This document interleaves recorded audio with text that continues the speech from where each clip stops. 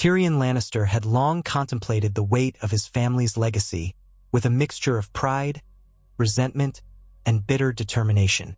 Although he bore the Lion of House Lannister in name and blood, he had never truly felt the warmth of belonging among those who valued appearance, power, and cunning above all else.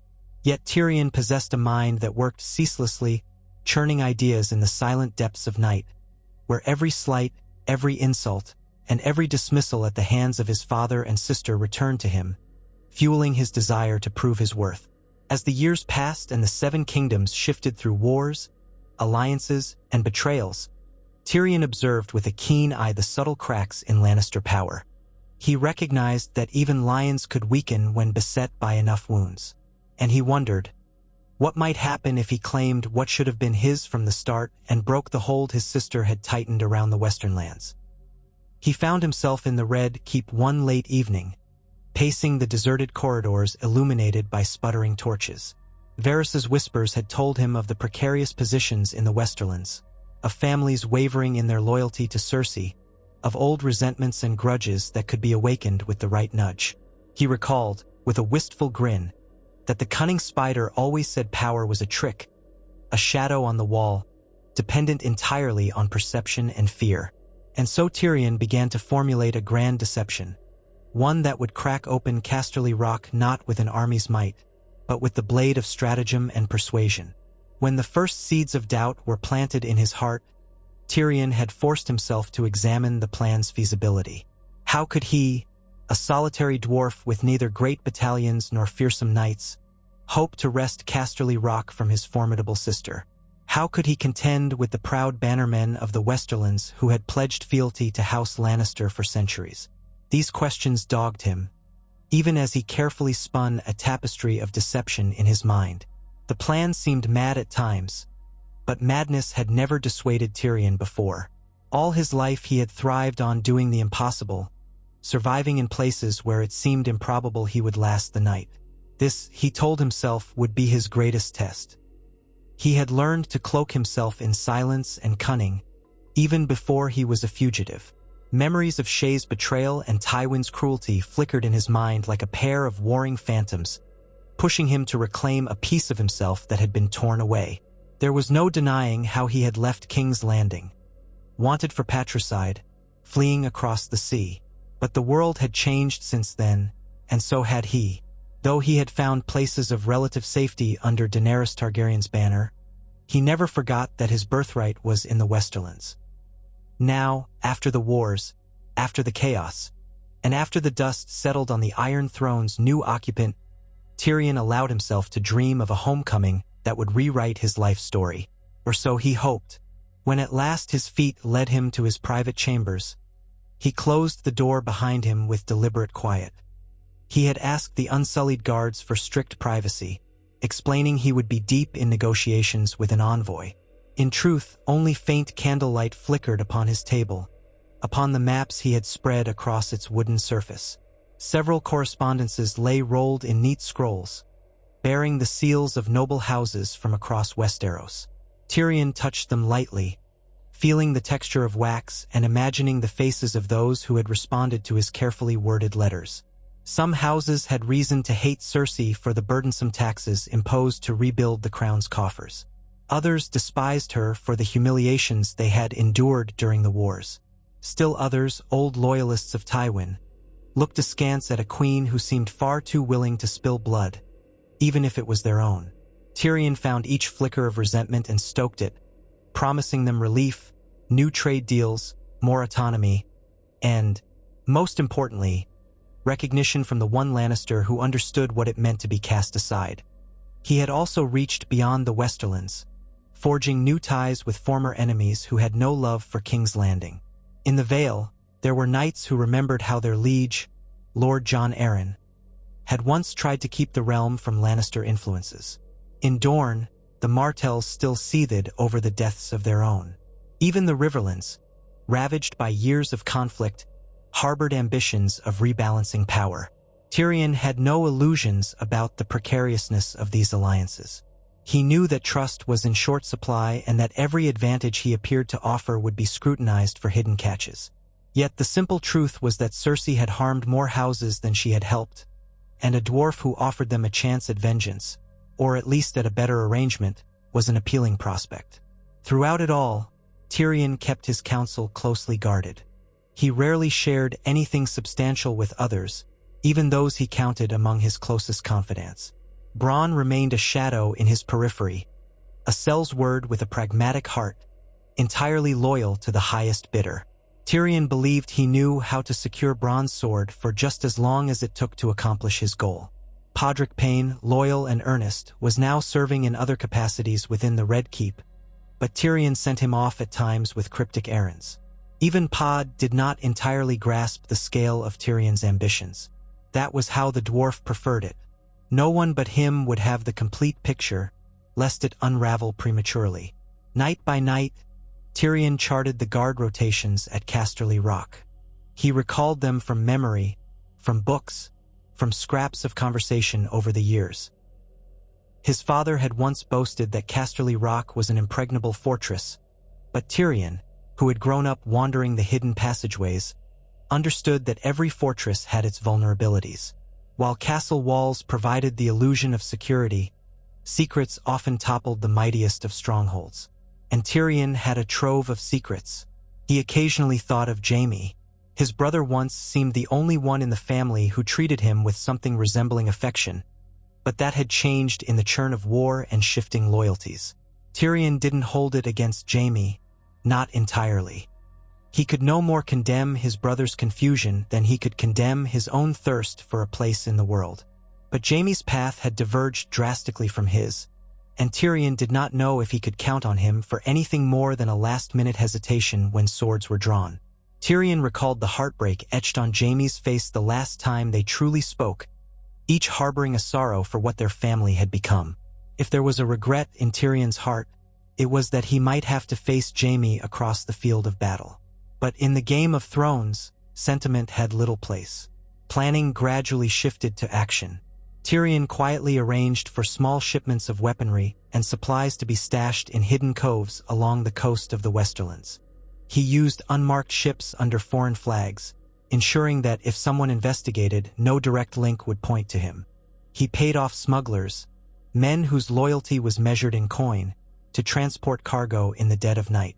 Slowly, piece by piece, a clandestine army began to form. Not a grand host that would draw attention on the open roads, but a force of disparate sellswords, exiled knights, and mercenaries from Essos who owed no allegiance to Cersei. Most importantly, Tyrion vetted these men carefully, ensuring that word of his plan would not leak. He knew that in the shadows of the Seven Kingdoms, rumor traveled swifter than ravens. He had to keep each cell of his plan isolated and ignorant of the others, connected only through coded messages orchestrated by his loyal cutpurses and informants. By the time the first year of his planning came to an end, Tyrion had in place a network of conspirators among various Westerland houses. Their names were not scrawled in his diaries or on any parchments he carried. Instead, Tyrion kept them in his mind and repeated them in the quiet of the night, shaping a mental ledger of debts and promises. These families, minor lords overshadowed by the might of House Lannister, saw an opportunity to lift themselves up. They had no illusions about the consequences if Cersei found out. But the Queen's attentions were often focused on King's Landing, on the broader realm, on whatever move the new king or queen on the Iron Throne might make. She believed the Westerlands were secure behind the Golden Lion's roar. The old notion that no one would dare challenge House Lannister within its own domain served as her blind spot, and Tyrion intended to exploit it. The impetus for Tyrion to finally act arrived one morning in the form of a raven from an ally inside the rock, a man who had served Tywin in his youth and who remembered the humiliations piled upon him by Cersei. The man's letter was brief, written in code, but the meaning was clear. House Lannister was preparing to dispatch more gold from its mines for King's Landing, draining the coffers of local lords yet again. The grumbling among the Westerlands nobility was turning to anger. Tyrion knew it was time. He wrote back with instructions to be prepared for a sudden shift in power, for old debts to be paid in ways that only cunning could conceive. Then, with a slow breath, he set the letter in the flame of a candle, watching it burn to ash in his small hearth. The moment felt ceremonious and final, a threshold he could never uncross. He moved quickly, sending coded messages to each cell of his small but growing coalition. Mercenaries stationed in hidden enclaves were ordered to move closer to key roads near Casterly Rock. Smaller ships, laden with supplies, floated to harbors where local lords under his sway awaited them. Tyrion arranged for subtle distractions across the region. A minor squabble near Ashmark, a rumor of plague near Case, unrest in the port of Lannisport.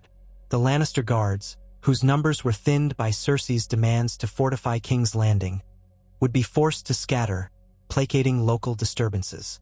All the while, Tyrion's quiet rebellion would tighten its noose around the seat of Lannister power. A brisk morning wind carried him to the docks, where a small boat awaited to take him and a handful of trusted soldiers across the sea to the western lands. As the vessel rocked on the waves, Tyrion felt a mixture of dread and exhilaration welling in his chest. It had been a long time since he last set eyes on his ancestral lands. Memories flooded him of a much younger Tyrion, scorned and sneered at by his father, overshadowed by his tall, golden siblings.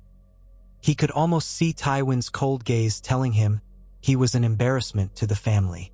But that ghost had been dealt with by Tyrion's own hand, an arrow shot in a moment of furious clarity. That memory still haunted him, but his father's death had not dismantled the tyranny of House Lannister. Instead, Cersei had stepped into the vacuum, asserting her control with an iron fist, carrying on Tywin's legacy of ruthlessness without his sense of measured strategy. Tyrion acknowledged that his father had been a monster in some respects, but a brilliant monster who would never have let the realm slip into such chaos. Now, approaching the cliffs that sheltered Casterly Rock, Tyrion felt his heart pound. The fortress was carved out of a colossal rock beside the sunset sea, with steep cliffs that once promised an unassailable stronghold. The polished stone ramparts glowed in the early sunlight. Even from a distance, Tyrion could see the shape of the lion sigils fluttering above the battlements. This was the seat of House Lannister, the cradle of its might. He remembered the labyrinthine hallways, the hidden passageways beneath the castle, the secret tunnels that wound through the belly of the rock. He would use that knowledge now, combining it with the small conspiracies blossoming inside the walls. A place that had once rejected him might soon bow to him, if he managed to pull off the greatest gambit of his life. Upon disembarking, Tyrion donned a cloak of simple design, hooded so as not to draw attention.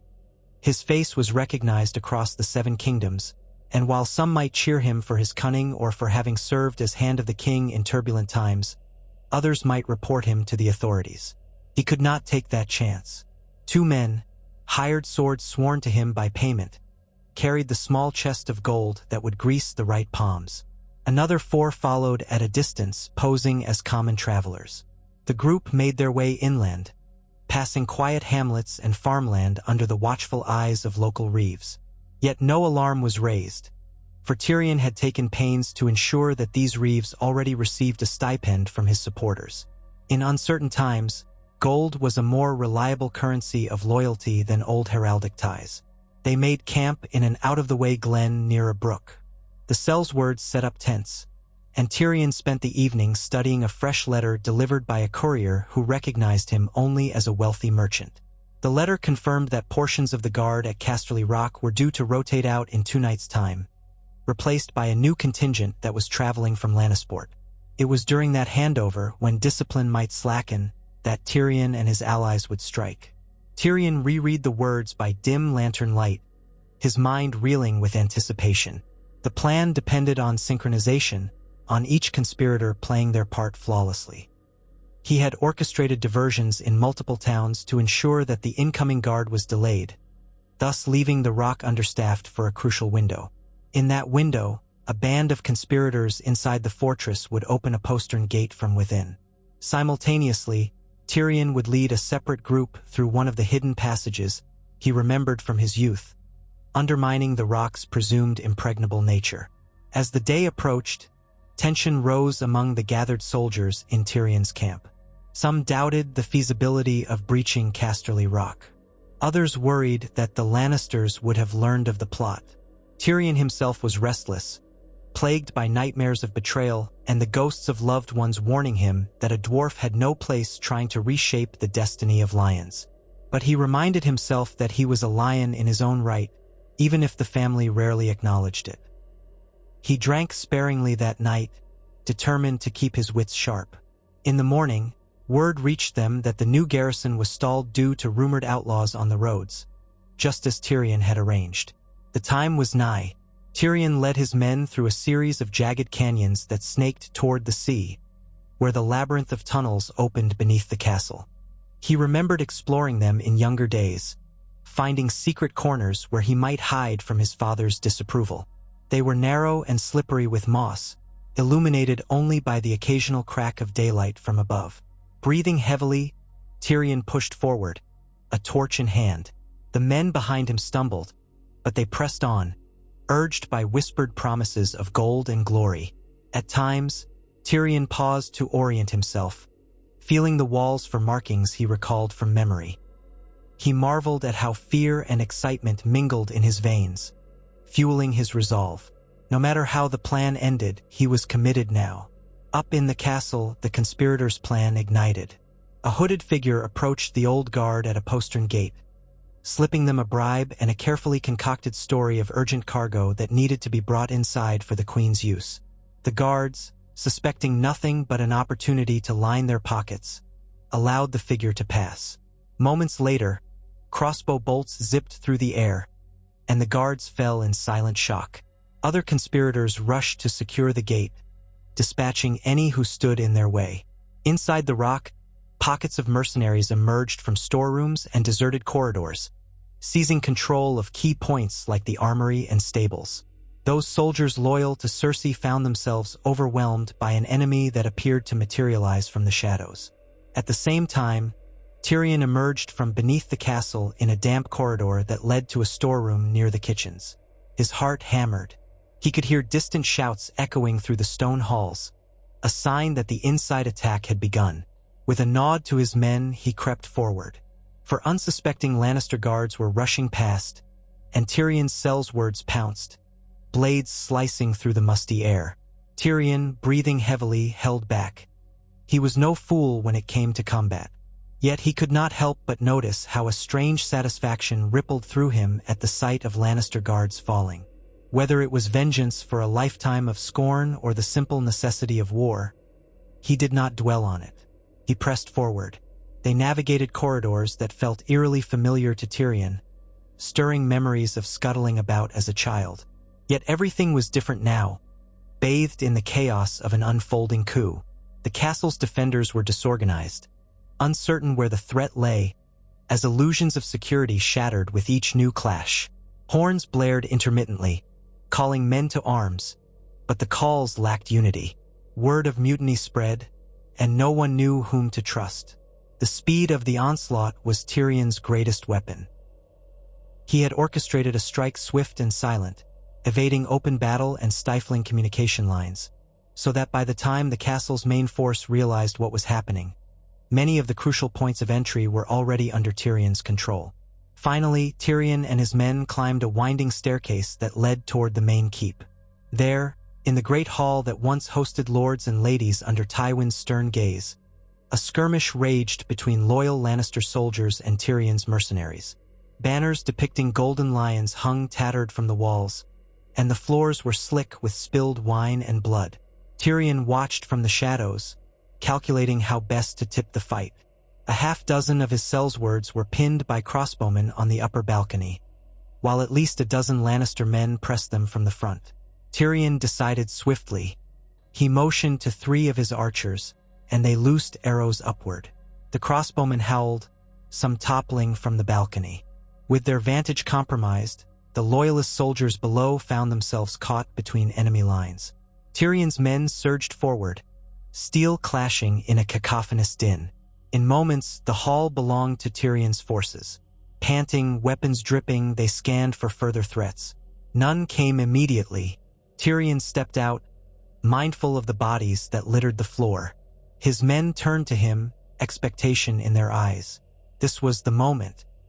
He approached the dais, where a raised seat marked the symbolic seat of power in Casterly Rock when the Lord addressed his bannermen. Tyrion stared at it.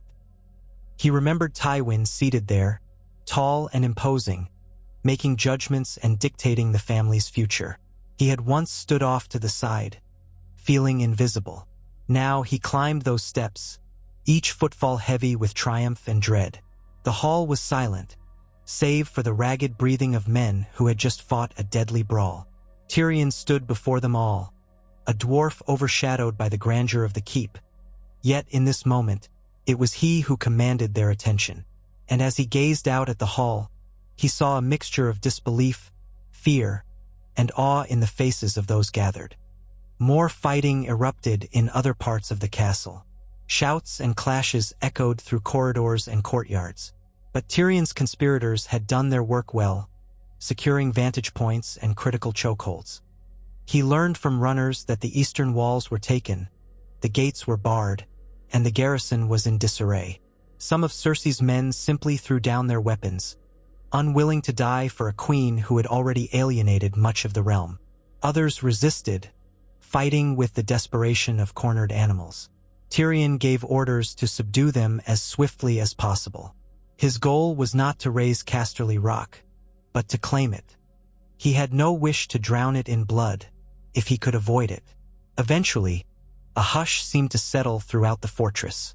Torches flickered in hallways now patrolled by sellswords sporting no lion sigils, but they marched with grim resolve, mindful that their paymaster was the dwarf who had orchestrated this bold takeover. Tyrion's key allies among the minor lords emerged, wearing uncertain smiles. They greeted him in the great hall, bowing stiffly, some with real respect, others out of sheer necessity. Tyrion returned their greetings with the wry politeness he was known for. He knew that each of these lords had their own agendas, but they had backed him in this coup, and he would need them if he was to maintain control. It was one thing to seize a castle. It was another to hold it against all the storms that would come. Somewhere in the labyrinth of corridors, Tyrion believed, there would be loyalist officers who might attempt to counterstrike, or even gather men to retake the fortress from within. Tyrion was ready for that. He dispatched small squads to systematically sweep the castle, offering the defenders a chance to lay down arms and swear fealty. Those who refused would be captured or killed. He felt a pang of regret, knowing this was the ugly side of power. But the lines had been drawn, and he could not turn back from his destiny. When Tyrion finally allowed himself a moment's respite, he retreated to his childhood chambers. The door creaked open, revealing a space long since abandoned, filled with dust motes dancing in the sunlight. The memories nearly overwhelmed him. The nights he spent reading by candlelight, the tears he shed after each cruel jibe from his father, the fleeting moments of laughter when Jaime visited. Now he stood amidst the ghosts of a past that felt both agonizing and strangely liberating. He had come so far. He had seized the seat of Lannister power. Could his father's voice still haunt him here? He crossed to the window, looking out over the sea. The wind off the sunset sea whipped at his hair. Behind him, a figure cleared his throat. Tyrion turned to see Bronn standing there, arms folded. He had arrived late in the commotion, it seemed, for there was blood on his sword and a grin on his face. The sellsword offered a quick nod. Tyrion greeted him with a small smile, both men aware of the improbable journey that had brought them back to the Westerlands. Bronn quipped about wanting a grander castle of his own. Tyrion laughed hoarsely, promising to consider it once the dust settled. In that brief moment, Tyrion allowed himself a flicker of relief. He had done the impossible, but he knew the cost had yet to be fully tallied. They reconvened in the Great Hall. Runners and messengers reported that the fortress was largely secured. A handful of pockets still resisted, but they would not hold out for long. Tyrion took his seat upon the dais, though not on the Lord's chair, which he pointedly left empty for now. He addressed the gathered conspirators, minor lords, and mercenaries, his voice echoing through the expansive chamber. He spoke of a new order in the Westerlands, one that would not crush its people under endless taxes and arbitrary cruelty. He promised that loyalty to him, Tyrion of House Lannister, would be rewarded fairly. There was still skepticism in their eyes, but also hope, for a Lannister who might approach governance with more reason than fear was a prospect few had dared dream of. Word spread quickly beyond the castle walls. Within days, travelers carried tales of how the imp had seized Casterly Rock with cunning and guile, ousting Cersei's loyalists. Some rumored that Tyrion had dragons at his back, though that was a falsehood born of exaggeration. Others whispered that the ghost of Tywin Lannister had reappeared, guiding his dwarf son to victory. Whatever the gossip, the end result was the same. House Lannister's seat no longer answered to Cersei, but to Tyrion. If Cersei had not been enraged before, she surely was now. Tyrion knew the queen would do everything in her power to retake the rock or punish those who had aided him. Yet Tyrion had not simply seized the castle in a burst of impetuous ambition. He had planned for the aftermath. He put in place a system of supplies to sustain his forces. He negotiated alliances with neighboring lords, ensuring they had something to gain in supporting him. He reopened trade routes with the Riverlands, promising fair terms where once the Lannisters had exacted crippling tolls. He reached out to the Iron Bank of Bravos, leveraging his family's name with a promise of stable governance in the region, if they would renegotiate old debts and not fund any attempt by Cersei to reclaim the fortress. Inside Casterly Rock, Tyrion made immediate reforms. He ordered that the rock's gold would not simply flow to King's Landing. Instead, he set aside portions to rebuild local towns and fortifications damaged by the years of war. He reduced the burdens on small folk, urging them to see that House Lannister under his leadership would care for their welfare. Such gestures, though practical, also served as propaganda, undermining Cersei's harsh reputation and convincing people that a new day was dawning. For Tyrion knew well that public opinion, when swayed, could become a powerful shield against invaders. If the small folk supported him, Cersei would find no easy allies in the Westerlands. Still, tension simmered within the castle. Some of the mercenaries were unruly, demanding higher pay or threatening to loot if their terms were not met. Tyrion had to quell that greed using both diplomacy and veiled threats. He understood he was dancing on the edge of a sword. One misstep, and the entire coup could collapse. The minor lords who had sworn to him did so expecting to be elevated in status, to receive new lands or titles. Tyrion was cautious, granting small favors at first, enough to keep them placated without draining the rock's coffers or breeding resentment among other lords. He walked a tightrope, balancing each faction's demands. Meanwhile, he waited for Cersei's response. Days turned into weeks. Scouts reported an amassing of forces in King's Landing, but also rumored conflicts in the Crownlands that demanded her attention. The realm was not fully at peace. Other regions bristled at Cersei's rule, and the Iron Throne's new occupant, depending on which continuity or rumor one believed, had not yet consolidated authority. Thus, Tyrion guessed she might attempt a swift strike or try to undermine him through subterfuge. He prepared for both, fortifying the castle as best he could, ensuring that his men were on guard for spies. Slowly, the shape of a new government took form. Tyrion summoned the lesser lords of the Westerlands, inviting them to treat with him at Casterly Rock. Some were hesitant, uncertain if they might be walking into a trap. But curiosity and the lure of change lured them forth. Many arrived, guarded and suspicious, but Tyrion met them with courtesy, acknowledging how years of Lannister dominance had left them bruised. He proposed a council where their voices would be heard, a radical notion for some accustomed to bowing under Lannister might. He sketched out new trade agreements that favored them, not just House Lannister. He promised to reduce the forced levies that had drained their manpower for distant wars. While no one was entirely convinced overnight, Tyrion's willingness to converse, to compromise, created a foundation of grudging respect. For the first time, many dared believe that House Lannister under Tyrion might become something more than a golden fist crushing all beneath it. But not all who walked the halls of Casterly Rock were well-intentioned. There were eyes that reported to King's Landing, or to anyone offering a hefty purse. Tyrion knew this, and he took precautions. His personal guard was loyal, men he had brought from Essos or men who owed him their lives. He rarely ventured out alone. At mealtimes, He drank from his own flask, having once tasted the lethal cunning of a well-placed poison. The corridors that led to his bedchamber were watched at all hours. He also adopted a routine of unpredictability, varying where he slept, how he moved about the fortress, so no would-be assassin could be sure where to strike. It was a life lived on a razor's edge, but it was the price of power he had willingly embraced. Over time, the emblem of House Lannister was subtly altered throughout the castle.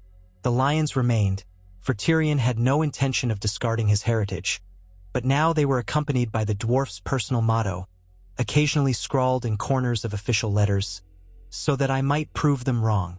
It was not a formal motto, but a phrase Tyrion repeated often, a quiet testament to his lifelong struggle for acceptance. He wore no golden crown, for he did not wish to be mistaken for a king. Rather, he declared himself Lord Tyrion of House Lannister, protector of the Westerlands, and in that title, he found enough legitimacy to face his sister on more equal footing. Then came the day of reckoning. A royal force, dispatched from King's Landing, arrived at the borders of the Westerlands. Word reached Tyrion that a sizable host had been sent under the command of a Lannister bannerman still loyal to Cersei. The host carried the royal standard, replete with gold and red. It numbered in the thousands, far surpassing the modest garrison Tyrion could muster inside Casterly Rock. A direct confrontation in the field would have been suicide. Tyrion weighed his options, conferring with his advisors. Some urged him to sally forth and meet the threat head-on. Others advised him to hold the fortress, which could withstand a siege for years if properly supplied. Tyrion chose cunning. He would not give open battle if he could avoid it.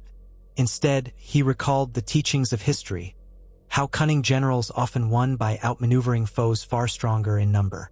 He sent envoys to meet the approaching host, bearing carefully crafted messages. He appealed to the men's sense of reason, pointing out that if they attacked, they would be attacking the true seat of House Lannister, currently ruled by a rightful scion, and that the realm did not need more bloodshed. He reminded them of the taxes Cersei would impose, of the uncertain times still gripping the Seven Kingdoms. He hinted that if they joined him, or at least remained neutral, they would be rewarded from Casterly Rock's gold. Tyrion knew well the hearts of men who followed banners. Loyalty often wavered when coin was placed on the scales. Day after day, the host advanced, but the speed of its march slowed. The men quarreled among themselves, uncertain if they truly wished to wage war on a Lannister for the sake of another Lannister who had made so many enemies. Whispers spread through the ranks, and small desertions became more frequent.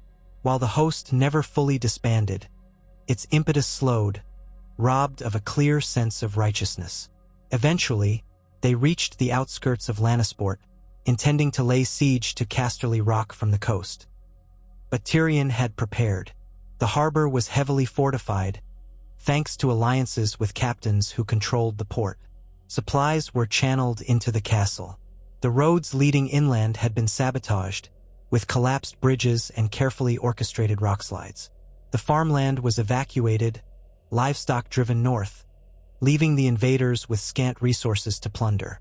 Tyrion even orchestrated nightly raids on the enemy camps, a small group of skilled archers picking off sentries by moonlight.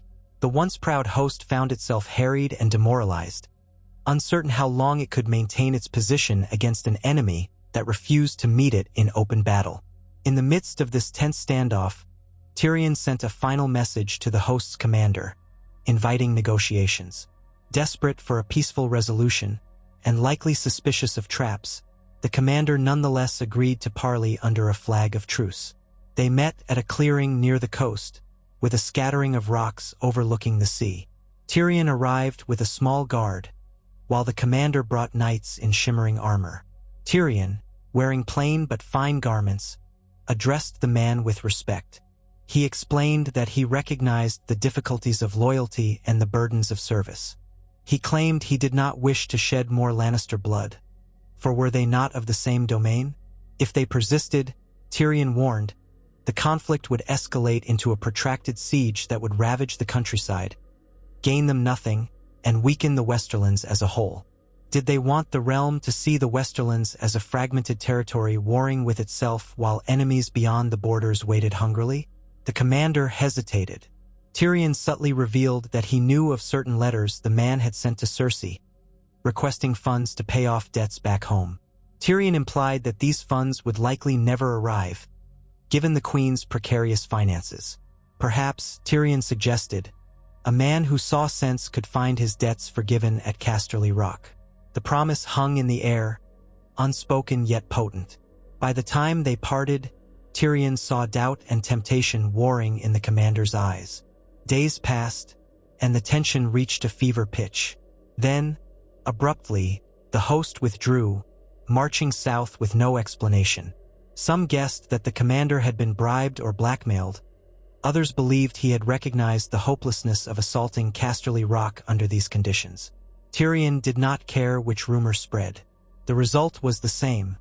For the moment, the rock remained his. He did not celebrate with ostentation. He merely allowed himself a single, exhausted sigh in the privacy of his chambers. He knew that Cersei would not give up easily, and that other forces in the realm might see an opportunity to strike. But he had held off the first major test of his rule. As weeks turned to months, a semblance of normalcy returned to the Westerlands under Tyrion's governance. Caravans traveled again, villagers tilled their fields, blacksmiths hammered out new plowshares rather than forging swords for distant wars. Some even whispered that under Tyrion, the Westerlands were more stable than they had been in years. Yet Tyrion was no fool. He kept a vigilant watch on the horizon. His tasks were immense, from instituting fairer laws to punishing those who had abused their power under the old regime. He found that balancing justice and clemency was a treacherous endeavor. Vengeance lingered in the air, with so many families recalling injustices that stretched back generations. Tyrion tried to mediate, to show that a lord of Casterly Rock might be both fair and firm, but daily crises tested his patience. He fought the creeping realization that in assuming his family's seat of power, he had inherited not just authority, but a myriad of burdens and feuds he could never have anticipated. Still, he persevered. Each dawn found him at a desk, scanning reports and scribbling orders. The reward for his labor was a realm that, if not wholly united, at least functioned. Trade increased, wealth trickled back into towns that had once languished. People began to speak of Lord Tyrion as the Little Lion, a moniker that spread with cautious admiration. He was not beloved by all. Some scorned the idea of a kinslayer ruling a fortress built by his forebears, but the small folk appreciated tangible improvements. And in Westeros, the small folk's contentment could matter more than any banner. Among Tyrion's allies, there were murmurs that he should proclaim himself the true head of House Lannister, thus fully denouncing Cersei's claim. He wavered, knowing such a step could escalate hostilities into full-blown war. Yet, the more time passed, the more inevitable it seemed. Cersei would never accept a half measure. If Tyrion did not assert his legitimacy, she would brand him a treasonous usurper and continuously press her advantage. So, after much deliberation, Tyrion called a gathering in the courtyard, inviting every knight, lord, and soldier in residence. In plain attire, yet standing tall, he declared himself Tyrion, Lord of Casterly Rock, Shield of Lannisport, Warden of the West. It was an ancient title, one his ancestors had borne with pride. His voice rang out with a calm certainty that belied the turmoil in his heart. In that moment, the crowd knelt, even if with some reluctance, acknowledging him as their rightful lord. Trumpets sounded, echoing off the fortress walls.